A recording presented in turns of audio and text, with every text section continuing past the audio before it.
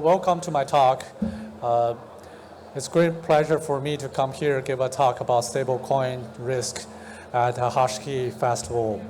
My name is Li Kang. I'm the Chief Security Officer at Certic. So before I start talking about stablecoin, let me give a brief introduction about the Certic. So Certic is the largest Web3 security company. We're the largest in terms of the number of customers and in terms of market share. If you look at the Web3 project list on the CMC, about 60 to 70% are our customer. And also related to stablecoins, if you follow the news that Singapore already have a license for stablecoin, the very first one is Paxos. They are our customer. We also have a couple of stablecoin issuer customer from major banks. Now come back to the topic. What is a stablecoin? So stablecoin is a special type of tokens that has the property that have a price relatively stable. When we say relatively stable, this is even more stable than the major crypto like Bitcoin and Ethereum. And it's getting this stability by really having a bunch of assets are having stable property like gold or fiat money. Now, you probably remember, if you talk about stablecoin, you will say, oh, I use USDT, USDC. But there are many other type of stablecoin. I got this picture from DeFi Llama 3 days ago, and you see there are actually more than 10 type of this. But certainly the dominant one are still USDT and USDC. And there are different type of stablecoin. And the very first one I show here is like the fiat-based, which means that you actually have the stablecoin tied to a particular type of fiat money, like US dollar or Hong Kong dollar, right? And you can also have a stablecoin that ties the price to the mixed bag of other type of cryptocurrency like Bitcoin or Ethereum. We also have other type of stablecoin like that use the gold or valuable assets as the backed assets. The famous one is the Paxos Gold, the PXG. That's one. The last category I want to introduce the one called algorithm-based stablecoin. Different from all the other three kinds, this is the stablecoin that doesn't have any assets backed to it. It only uses the algorithm. It uses the algorithm to adjust the supply to control the price. Okay. I will mention this briefly later. Now, how does stablecoin work in general? I'm going to use the fiat-based stablecoin to give a quick introduction to let you know the basic idea. So, for any stablecoins, usually there are two components. One is we call the off-chain component that has the bank or other place that holds the assets. And there's also the on-chain component. You have the smart contract and you have the blockchain. Okay. In order to get the stablecoin issued, the stablecoin issuer first needs to deploy smart contract. It needs to have this contract, which is a piece of code, putting on the blockchains that governing the stablecoin. What does the smart contract do? It usually have a certain component that allow the stablecoin issuer to mint, for example, issue currency, or burn or reduce the circulation. Some of the stablecoin also have function like blacklisting. So if they know certain address or coin are bad, they can ban them. In order to use it, the general idea is if someone want to get stablecoin, they can make a deposit like $100 put into the bank. Once the stablecoin issuer get the notice, say, hey, we got this fiat money. Then they can issue the corresponding stablecoin, and then later, they call the mint function and get the coin sent to the user.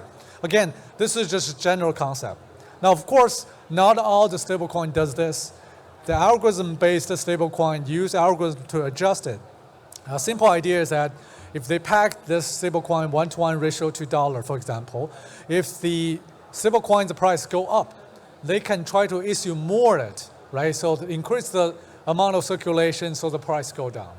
Now, if the price is below the packed 1-to-1 ratio, they can try to burn more stablecoin, reduce circulation, try to reduce it. Now, the general concept is easy, but if you think about if you own certain stablecoin and if the value go up, your wealth go up. You don't want to simply reduce and wipe that wealth. So usually you use some other mechanism. Here I use the Terra Luna case. This is a famous UST case that actually they use two coins. One is called Terra, which is 1-to-1 ratio to US dollar, and they use Luna as the the backup, which doesn't have a pegged dollar, not pegged value. So whenever the value go up, they issue more Terra to bring the value back. They use the Terra they use Luna to absorb the wealth. Now, of course, we know that this scheme doesn't work.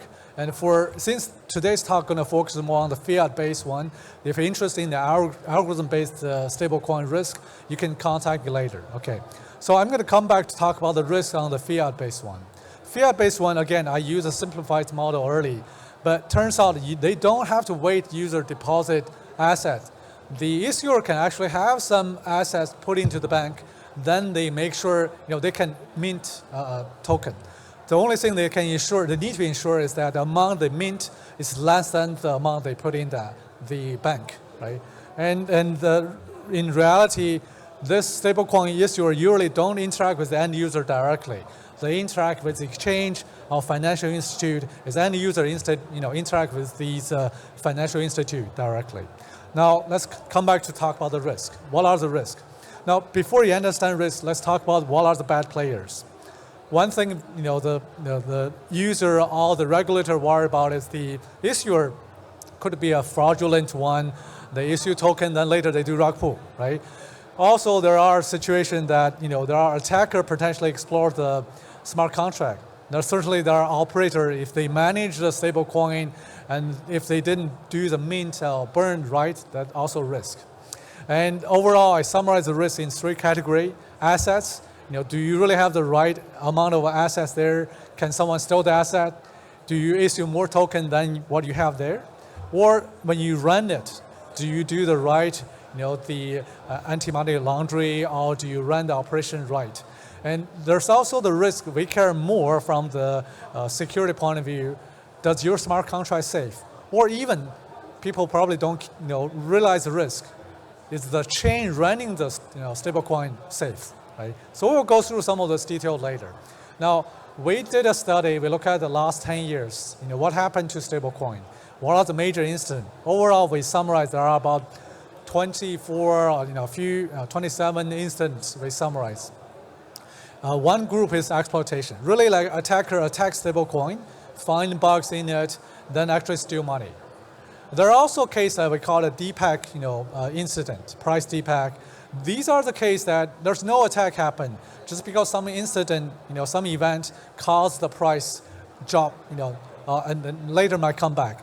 Three of these DPAC incidents actually come to cause the whole stablecoin completely broke, and eventually they disappear. We call them die spiral. Okay, there's three of this case. We're going to go through a few cases. The most famous one about the DPAC one is the USDC. About a year ago, people probably remember there's the Silicon Valley Bank has trouble and caused the USDC to drop. Why that happened? Because first, people worry about that Silicon Valley bank that can it cannot get money out because the California government actually shut the bank out. Now, why this caused the stablecoin price drop? That's because that about 8%, like certain amount of money for USDC, the backed assets is actually in the Silicon Valley Bank.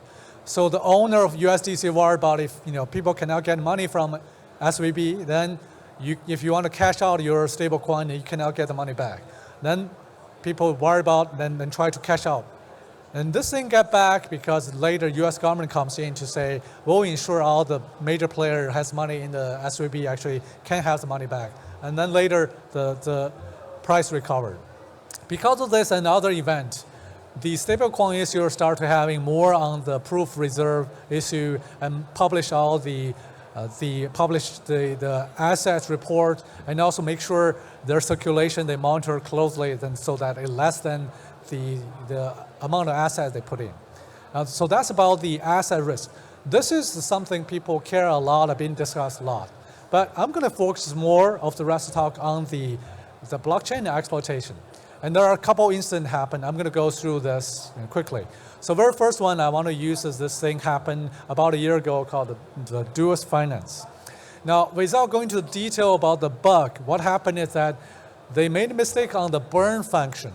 And it turns out that instead of the owner able to burn the code, burn the token, someone else can actually call this. Okay, and you can consider this is like a mistake made by the developer, and at the end, the attacker can actually burn someone else's token and then get the rest of the token that now burned to its own wallet. And with this bug, about $6 million get lost. Now, this is a case that you got a coder that made a mistake, likely intentionally. But recently, during our auditing on other tokens, this is not from stablecoin, but we worry about this type of thing also going to happen in the stablecoin issuer, that there are people intentionally putting in backdoors in the smart contract.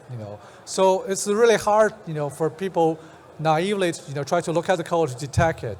And this already happened in lots of other tokens, and eventually they got rug pull and all the users got hurt. If you're interested in this, we have a blog on this. Please look at Certic's website for detail. There's other less well-known risk I want to emphasize. One is about the chain level risk. People look at the risk of stablecoin, you only look at the smart contract. But on which chain going to run it?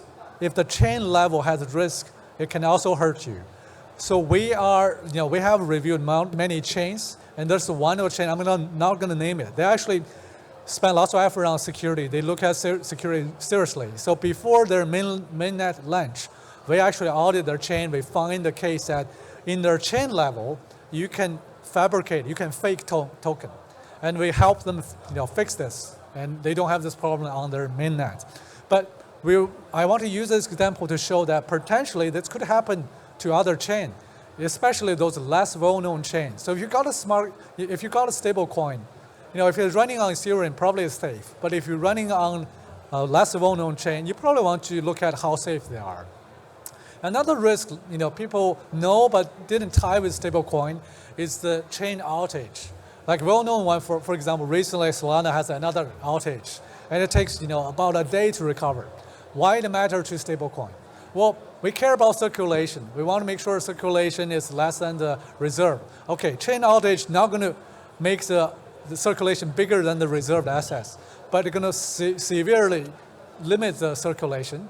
So if you want to use the token on that chain, you own certain amount of you own certain amount of stablecoin on that chain.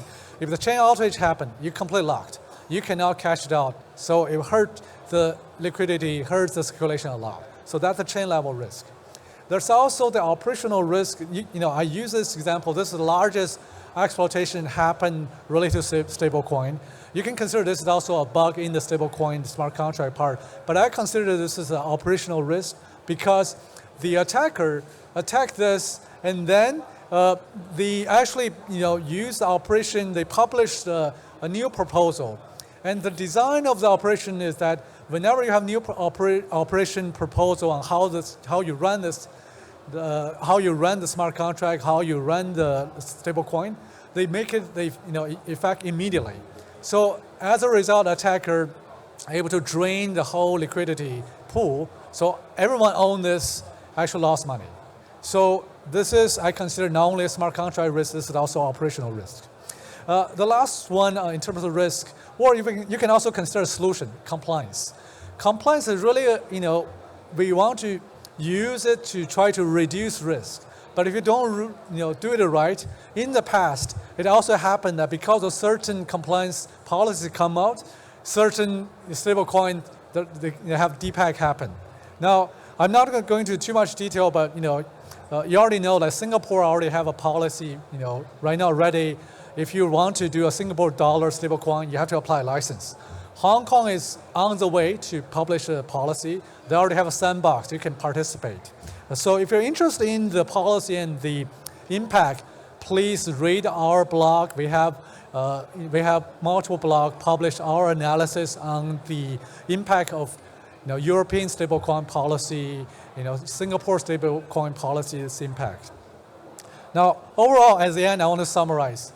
In this short talk, I gave you a summary about the risk. In general, for stablecoin, you should consider the asset risk and the operational risk, and also your blockchain the smart contract risk. Overall, if you're interested in this, please feel free to contact us or find a security partner like Certic to talk about it. Thank you so much.